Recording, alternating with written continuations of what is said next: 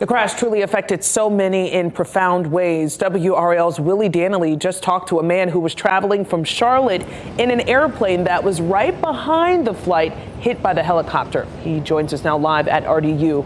What a story, Willie. Lena, James Moyler tells me January 29th is a day that he will remember forever. He was traveling from Charlotte to Washington, D.C., right behind Flight 5342. He spoke to me about the moments he learned about the crash. This is the moment an Army helicopter collided with American Airlines Flight 5342 over the Potomac River on Wednesday night. All 64 people on board the plane and the 3 soldiers in the helicopter died in the crash. Hello. James Moyler's flight from Charlotte was due to land in D.C. right after Flight 5342. When his plane reached Reagan National Airspace, the pilot announced they were diverting to Dulles due to an incident involving a helicopter. 10 minutes later, the pilot had another announcement. Hey, everyone. I've learned that the incident that I mentioned is much bigger than I knew. There was a commercial plane involved, and I don't have any other details other than it looks bad. At this point, Moyler says the airplane went silent. It wasn't until they landed that he learned about the extent of the crash.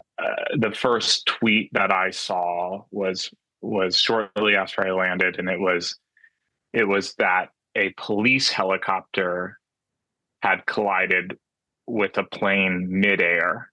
And obviously the phrase midair indicated to me that something very tragic had happened.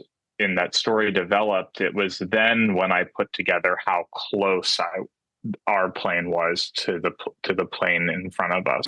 Right before touching down. Once deplaned, Moyler took to social media to share what information he had learned and to process his emotions. He couldn't help but wonder, what if it had been his plane that crashed? You know, as for someone who flies frequently for work, does this change how comfortable you may feel when you go to the airport? How do you think you'll feel next time you have to fly out? Yeah, great question. Yeah, my wife's flying somewhere without me tomorrow, and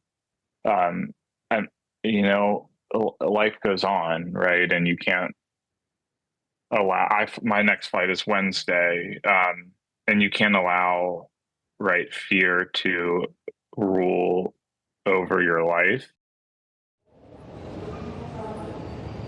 Moyler went on to say he hopes regulators use this tragedy as an opportunity to review flight traffic and congestion at Reagan International Airport.